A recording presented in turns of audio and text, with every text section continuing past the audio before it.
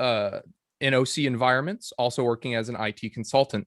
He is working on becoming a security analyst / SOC analyst, and he has his hands-on experience with Splunk, Elasticsearch plus Kibana, SIEM, firewalls, etc.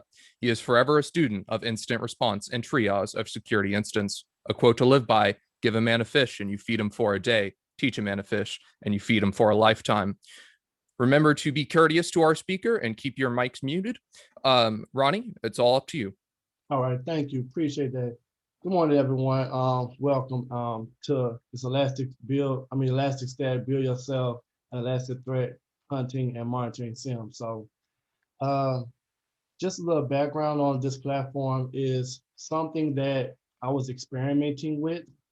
And let me share my screen. It was just an experiment, and I wanted to try out a new SIEM technology. And ooh, wrong screen, sorry. Let me go back to another one. I got the wrong screen. Okay.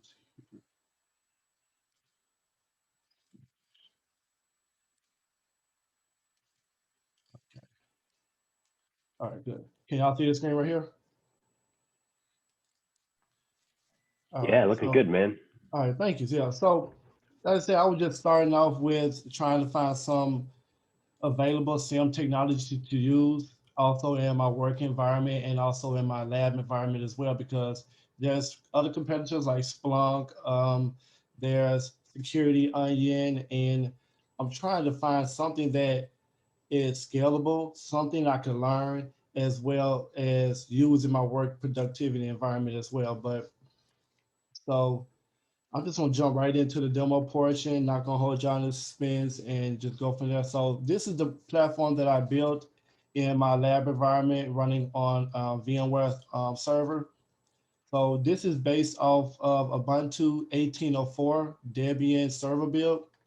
I have a GitHub repository on all the links I use, the code, the commands and everything, all that stuff is on my GitHub link. Let me go find that right quick for you as well. But so instead of me trying to learn how to work on somebody else's platform, I wanted to use something on my own.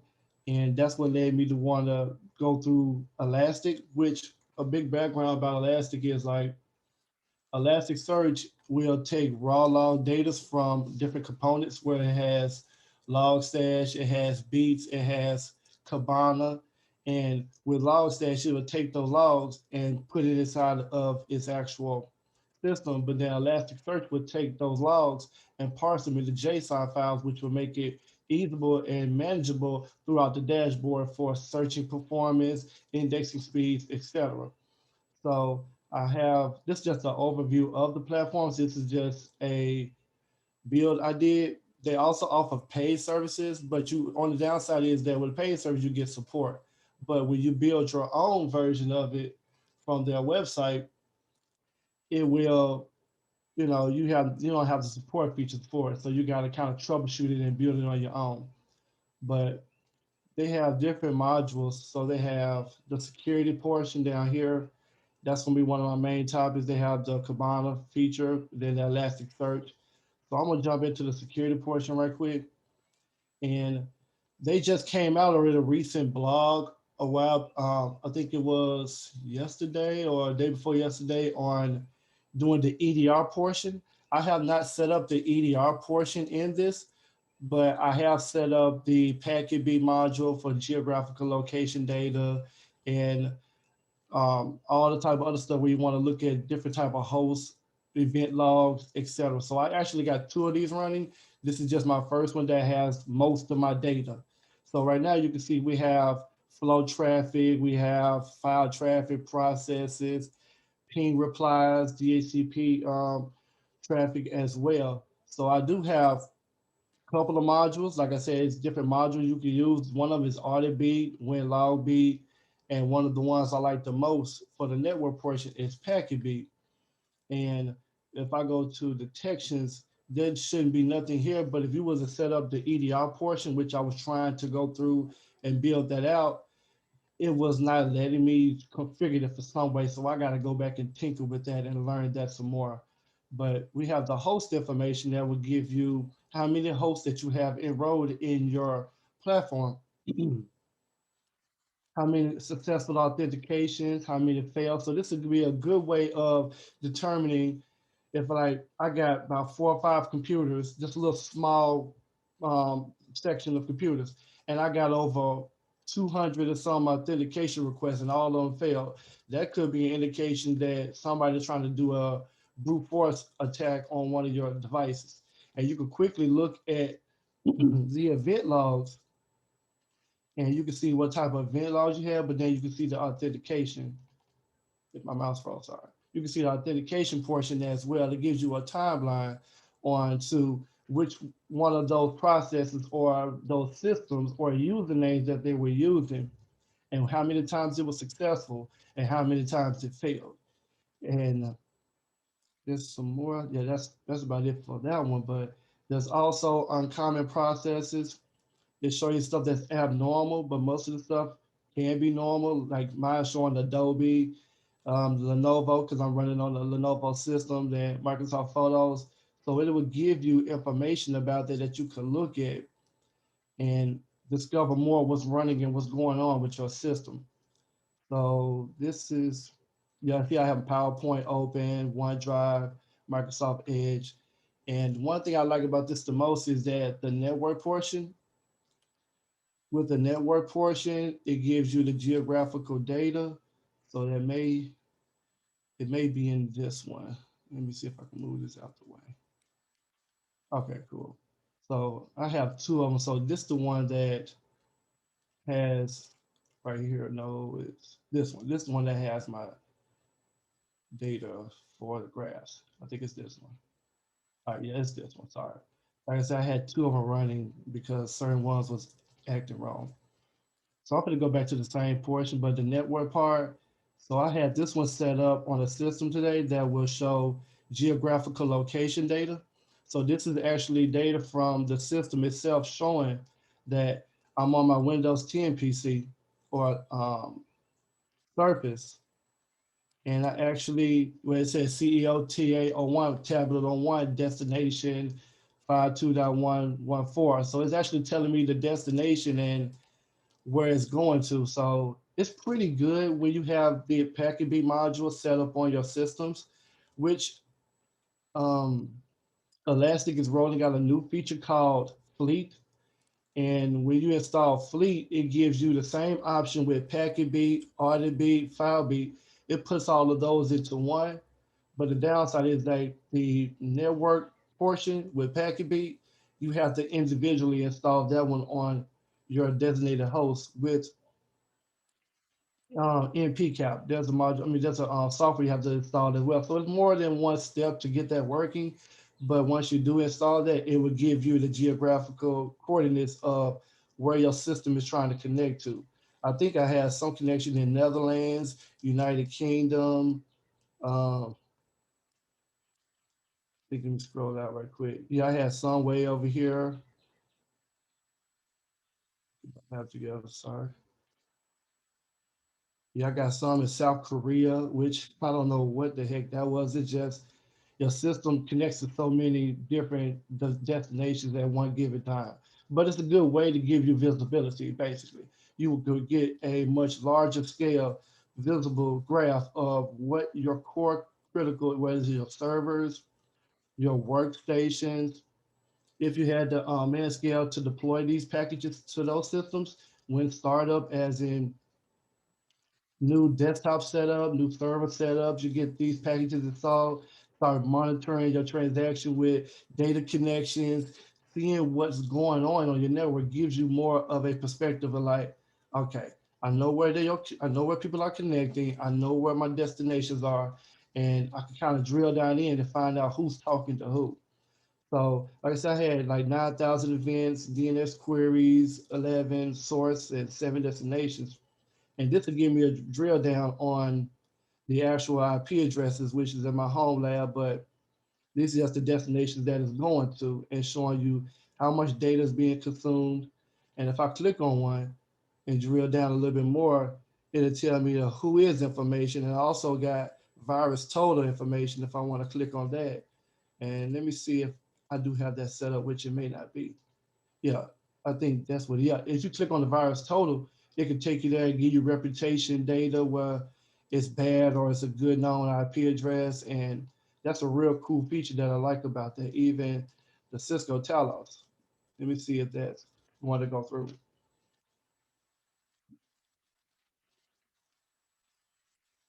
Let me change my filter right quick because I got on dark mode. So yeah, it will give you real good source information about what the IP address is, the network owner, which is Alchemy, spam level. You know, this is from Talos, but it's kind of good, and it's a good feature that this is actually integrated into the Elastic Security SIEM portion, showing you the IP address of the source, and the countries are not there yet because I just built this like last night.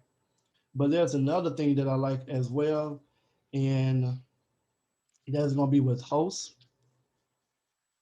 and the event log.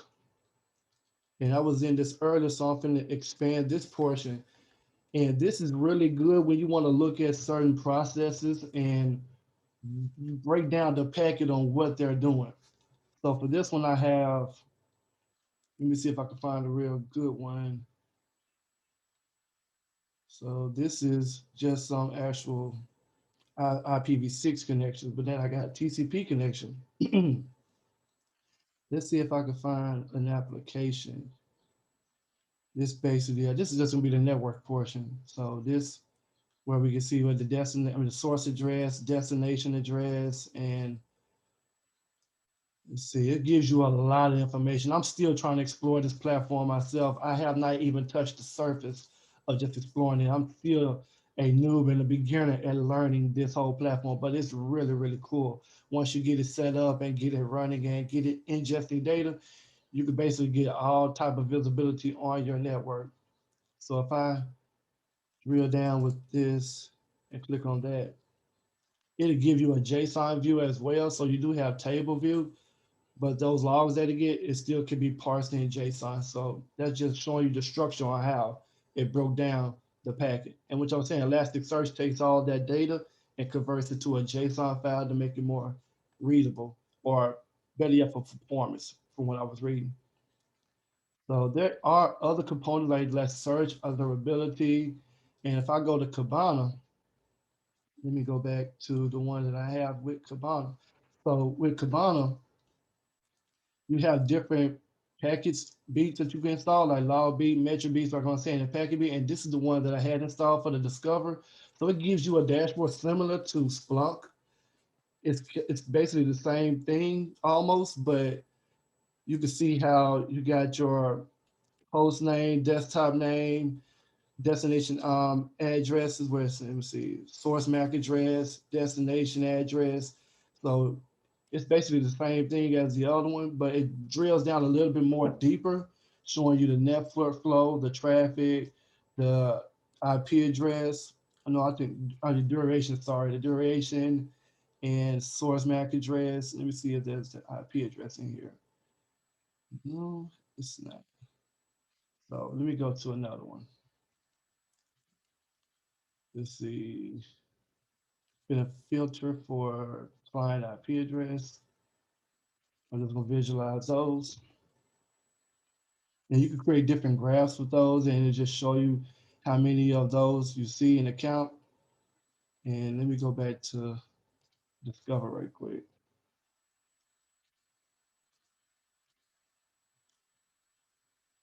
Trying to get to where I filter out for the IP address. Let's see, client IP address, same thing.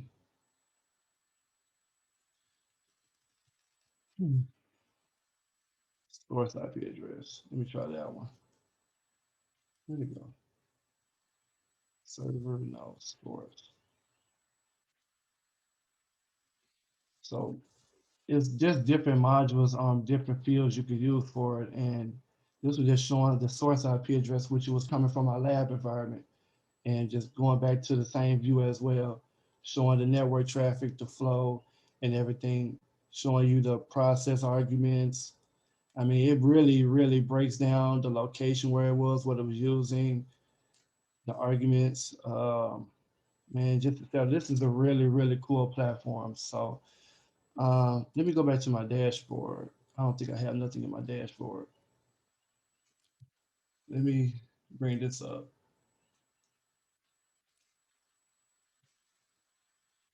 Okay. So this is from the actual website, elastic.co. So this was just the SIEM portion, and it's very, very nice, like I was saying, and it has a lot of stuff in here. So this is part of the alerts with all hosts, authentication failure, some of the stuff we was looking over, the events, and looking at the endpoint activity. You got the audit logs as well, which we was looking over, showing you the destination, IP addresses, the authentication portion. We was looking at the DNS traffic, and we was also looking at the net flow. And let me go to this other one right quick. This is something that is really cool that I just found out about this program, this platform. So let's talk about building analysis with building malware analysis sandbox with Elastic. And this is the EDR portion that is built into it that I have not figured out how to set up.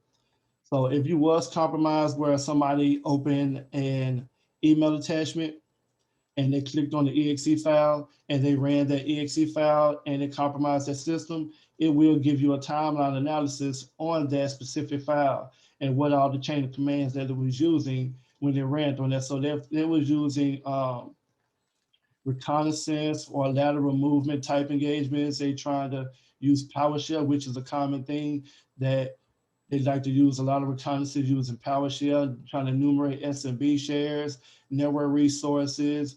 That will show a timeline on all of the commands and processes that they were trying to spawn when they was on that box. You know, and this will just walk you through how to build the sandbox. But like I'm saying, just showing you a graph. And this is a portion that I did not learn how to set up, but this is a lab environment. I'm still learning this platform. It's a lot of interesting, cool things with this platform. It's even used by T-Mobile. It's used by Walmart. I mean, it's used by a lot of major people. I think this platform was even featured on Mr. Robot um, as well when they were using their whole hacking scenes. It's somewhere in there they were doing a talk on that on YouTube, and they showed how they was doing different investigation portions with Elasticsearch. But they were just walking through the endpoint configurations, and let me see if I can scroll on down and get to the actual process trees. It got malware prevention, detection and prevention. So it has a lot of good features in here that I still haven't learned how to set up. Let me see if I can get to it. Yeah, so now it was going through analyzing the emotive ransomware, and like I said, it has a timeline of detections with that. Analyzing the event and just a whole triage of information. Because you also have case management as well in this. So if I go to security and it was a SOC analyst working on something, they could build a new case, put in their case notes as test sample, and go through. They could tie in their links that was connected to it, and they could create a case and description.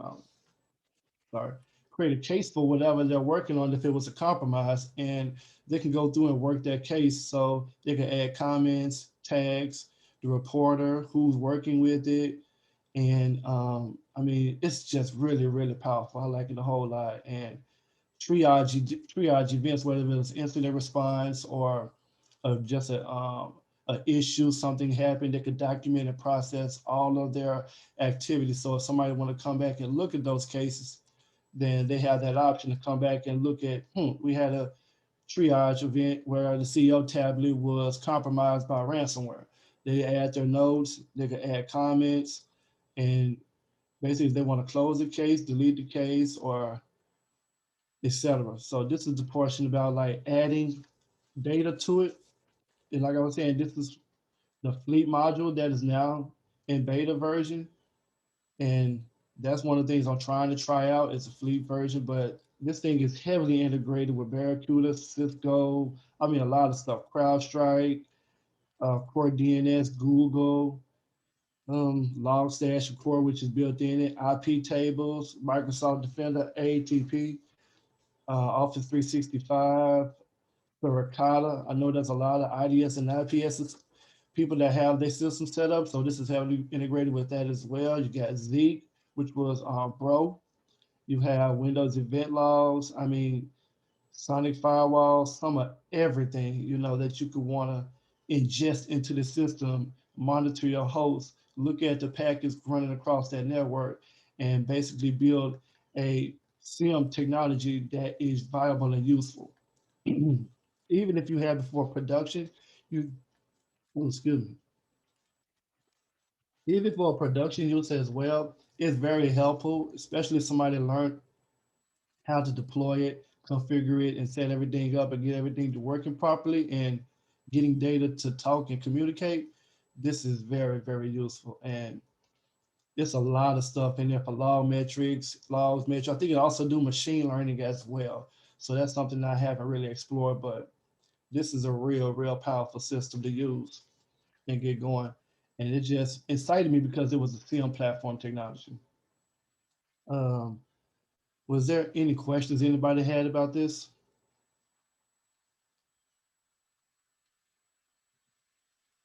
Let me show my grid. Yeah, I think I saw a question pop up in the chat. Let me go. I think it's cool for you to sort of check in and take some questions if people want to ask their question. I think the system might allow you to unmute yourself, or Kincaid can relay it. But yeah, I'm enjoying the presentation, and I'd love to hear some questions. Yeah, let me see if I can find the chat. There it goes, chat. All right, cool. So I don't know. Let's see. I'm gonna read some of the questions. Drop a question here. Is this session recorded? Thank you. Okay, cool. So from Daryl, how will you use the search feature in Elasticsearch? Is it similar to Splunk? And you're right, it is similar to Splunk, especially when I go to the Kibana and I go to the Discover. You see if it's the right machine. It may be on the other one. The 10, yeah, this is the right one. So if I go to Discover, it is similar to Splunk because Splunk has a similar interface that's something like this, where you can search and everything.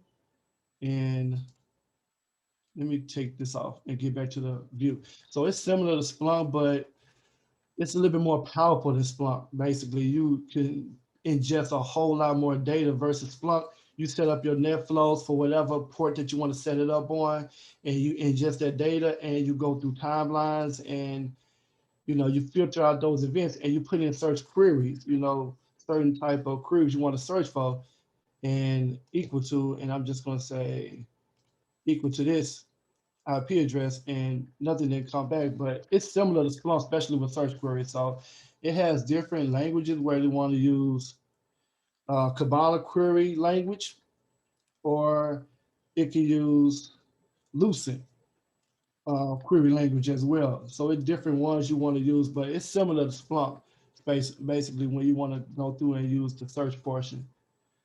Let's see. I do not know that. You may need to answer this one. I'm hoping Ronnie has something. Okay, cool. Pretty much that was it. This is something that I was trying to learn and get a better understanding for. And this all started to where I'm at now with a Twitter post that I made on Twitter about this platform. And I've gotten a whole lot of buzz for it. And I'm very appreciative and thankful for the community. But I was just building a SOC Analyst SIEM dashboard, and somebody went into the comments and said, hey, what about a build guide? And I went through, created a GitHub build guide on it and posted it there. And so I went from just an experiment trying to learn something back in November 25, just playing around with something, to being here on this podcast, this stream right here on BSides, and like, wow, this is very humbling experience. But I do have this whole build guide as well that I will post in the chat. And if anybody wanted to take a look at it, you can feel free. There's more than one way to deploy this guide. And oh, thanks, Daryl. You know, I'm just blessed that I had employers to, you know, help me out, because when you're hungry and you're humble for technology and your employers see that, they will help you. So I had an employer that like, look, you go through, pick out some monitors, set up and stuff like that, and I help you build your station out. So I'm very, very blessed and fortunate that I had people that wanted to help out. So yeah, and I did have this, like I said, this GitHub repository, so it walks you through the whole process of how I built it, which you can use CentOS server, which is sad that they're moving to Stream, but it was on CentOS 7 and it's heavily based with Ubuntu. I mean, it's a lot of platforms you could build. I think it's got a Docker container. You can use Kubernetes. You could use Windows as well. And I think you use, like I was saying, with Red Hat, which is, you know, CentOS 2 as well. So it's a very diverse program. But um, if that's it, I'm pretty much done with it. You know, it's just an overview of it. And like I say, it's very powerful once you set it up the way you want to. It also monitors TLS connections as well. You see the SHA fingerprint, the subject, common names, and I mean, it's very, very intuitive and powerful once you learn how to go through and set everything up. I don't have any external events, so I have no EDR response in it at all, but no timelines, no templates, just generic. But you know, one more thing I want to cover before I get out of it is the adding agents one more time and see if I can find the fleet version. Add Elastic. So this is the new portion I was telling you about, the fleet module. And you have different ways of adding an agent if you want to enroll it in a fleet, which is going to have a policy tied to it. And you could have different integrations, whether you want to have Barracuda, Cisco, etc., tied to this. But since I just got these two in there, their system and the endpoint security, you have your token that you have set for it, and it can be installed on a Mac and Windows right now that they got going on with Fleet. And you would just copy that command config and paste it into the terminal of your PowerShell, or go through the old school way and set it up on a standalone, which is more advanced. But I mean, thank y'all so much. I mean, this is a blessing, you know, I appreciate it, but that's all the little talk that I had to present. You know, I'm still learning this platform. I'm still a noob, as they say. Appreciate that, David. Thank you. I mean, that's great. Hey, I kind of missed a little bit of the beginning, sort of doing B-sides duties, bouncing around, and I'm guessing you talked a little bit about yourself and maybe what got you into this project. Is that right? Yeah. So yeah, what got me into the project is like I was just experimenting with this whole setup, and you know, Splunk has a 500 megabit cap on it where you ingest that much data in a day. And I was looking for something that I can use to try to work with my lab environment because I'm trying to be an aspiring SOC analyst. I transitioned a little bit from the red team, getting my EJPT certification. I got my security plus, so I'm trying to learn the blue team, then switch over to the red team, you know, get my roots together. But this was just a lab demo post. I just posted it and I did not think it would go this viral. And one of the guys that was from Cisco champions or from Cisco DevNet, Dewan Lightfoot, he was the one that said, what's your resource? So that prompted me to build a documentation guide on this and led me to like, hey, let me document my process. You know, nice to be able to share what you learned for sure. Yeah. Right. And I feel like because I've took it so much from the security community, I learned how to use certain security tools, Kali Linux, learning different ins and out. I want to try to give back some type of way. I even have a YouTube channel that shows me how I did this whole process. And it's amazing too, like how much you learn, how much more you'll learn if you document what you're doing, right? Because it makes you realize and keep track of what went right, what went wrong, and then you start getting other people asking you questions, and that's pretty key for even your own learning. Right. So my follow-up question then is, what's next, man? I mean, not even just with this platform, but like, what are some other things you're interested in this under this discipline or umbrella you think you might be messing around with next? Well, trying to learn a little bit incident response. That's going to be one of the things I want to kind of focus on more.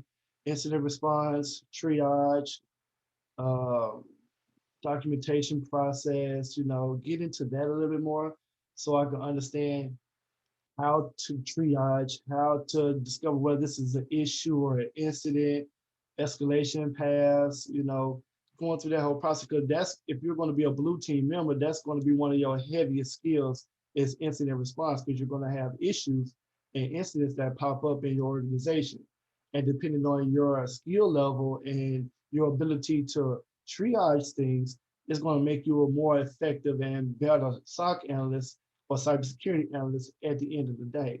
And that's something that I kind of want to focus on more. I also want to learn a little bit about malware analysis, using like RimNux and stuff like that, just trying to take malware apart, but I'm not a good programmer. So I don't know how to write coding, but I know how to read it if I could decompile it and stuff like that. But I mean, the sky's the limit. I'm going all the way to the top, I mean, incident response, malware analysis, forensics, network forensics, anything that I can learn with the blue team side and get my foundations with, I'm all with it, and it's just a learning curve, That's why I got my home lab set up, and it's just motivated me to want to keep going, because that day I'm going to turn around. I'm still a network administrator right now, so I haven't breached into security, but I'm trying to get my foot into the door and get all this experience so that I have something to bring to the table, so that when they look at me, they be like, he may not have X, Y,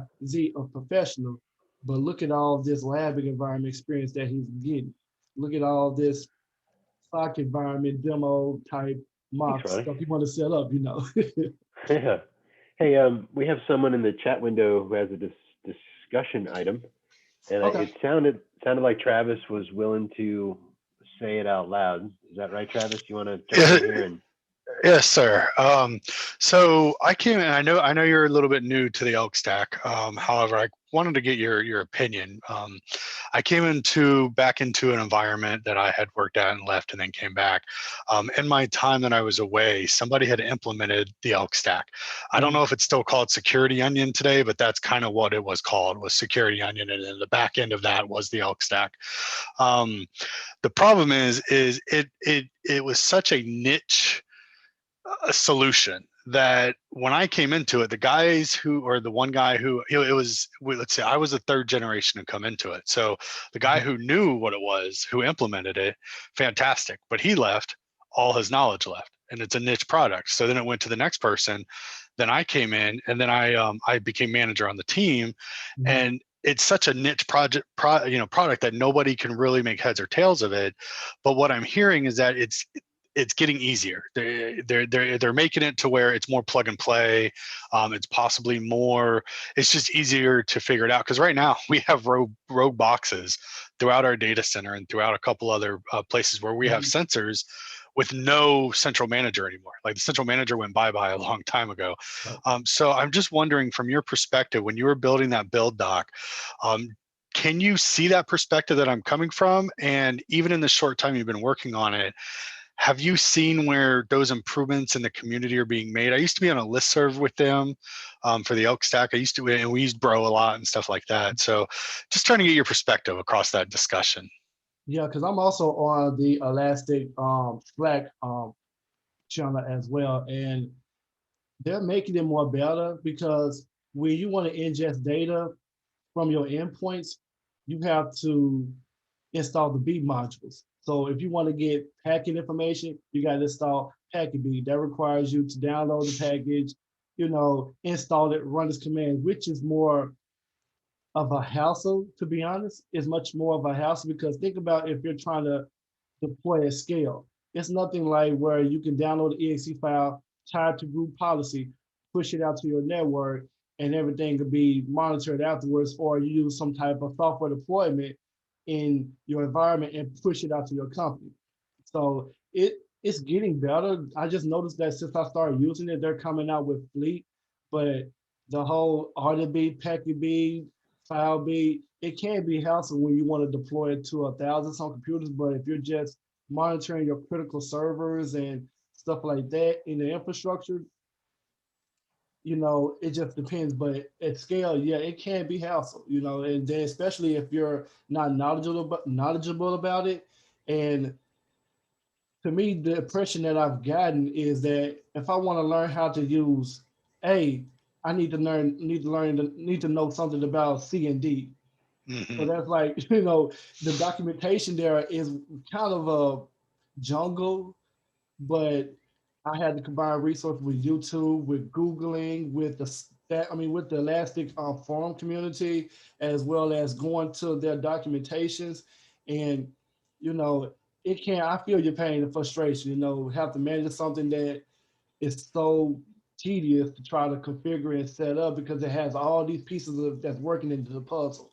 And yes, I feel your day. It can be painful, but once you understand it and once you kind of go through setting everything up, you kind of be like, okay, if I want to make a change in this node, I need to edit the .yaml file, which is going to have the whole source build of the platform. So the packet beads, the Elasticsearch, all of it running off of .yaml configuration files. And you edit those configuration files to display whether you want it to have a cluster. You tie all of those into it with those IP addresses. So I get you. I understand it. It is frustrating. If it just real quick, does it seem really siloed still? Again, it's like I said, we have rogue boxes, but I really have not paid attention, and they're actually reporting into our Splunk, which was the exact opposite of what we were trying to do, was have a separate environment.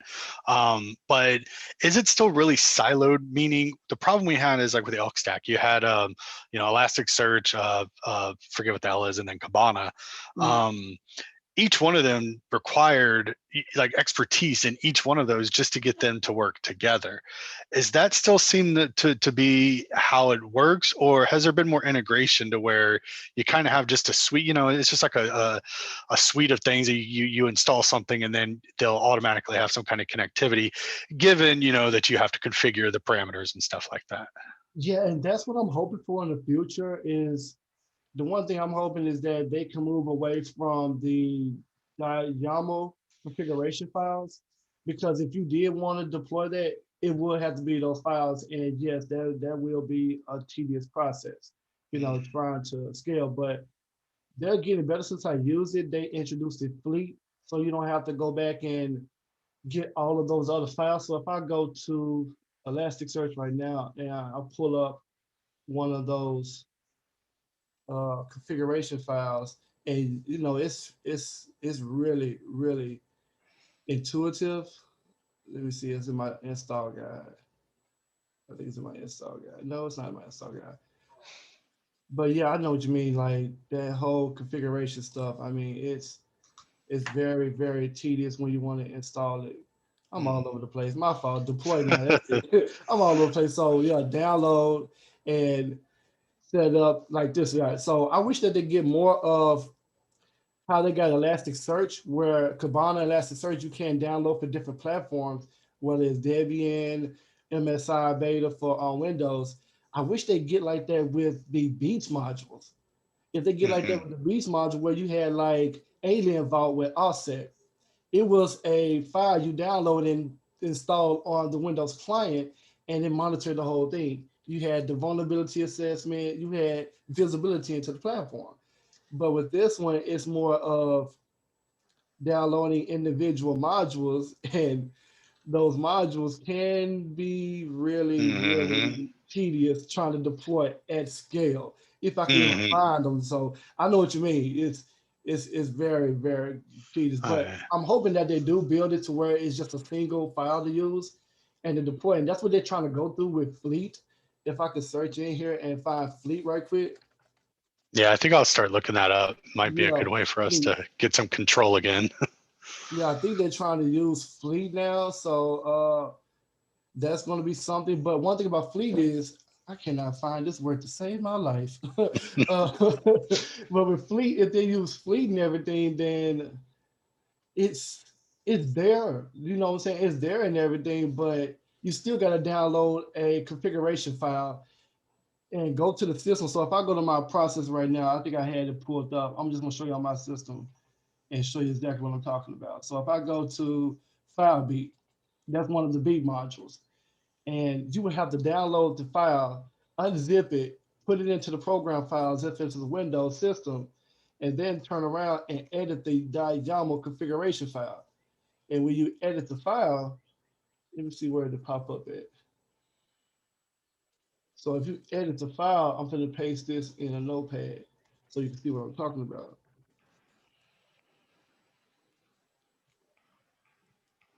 And you edit the file, you have to go through and make these changes to where, let me see if something that's going to be useful there. I know I recently changed. So you got to add it to IP address to get Kibana to talk.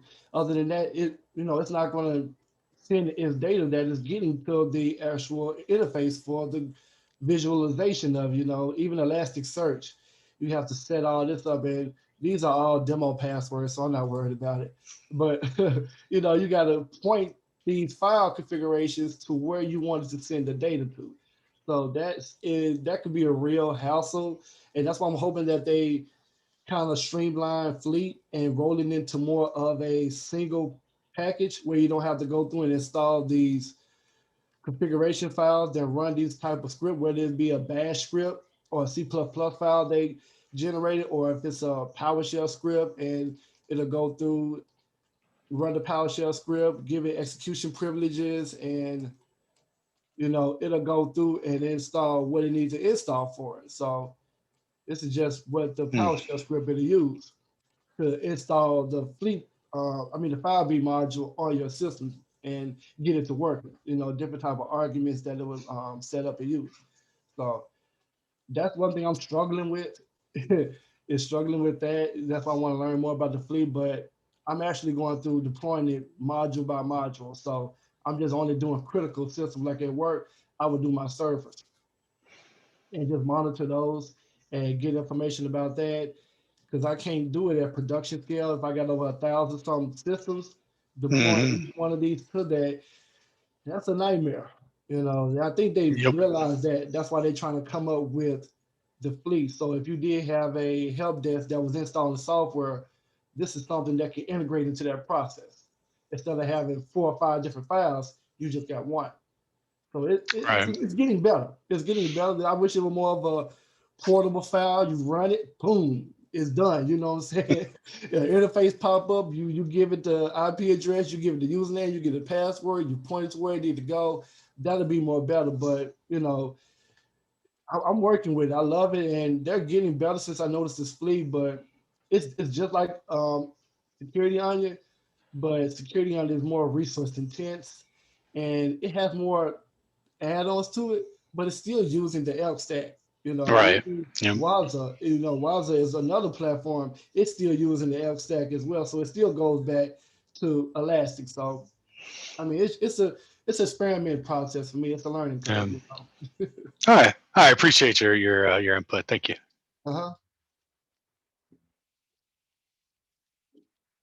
So I'm gonna go ahead and end my stream. My share, and just give it back to you, David, and just go from there. If anybody had anything they want to ask, I'm feel free for that. But that's basically my little presentation, and appreciate BSides for having me on to even talk about this. It's an opportunity. I'm humbled. All right. Thank you very much. We will start our next talk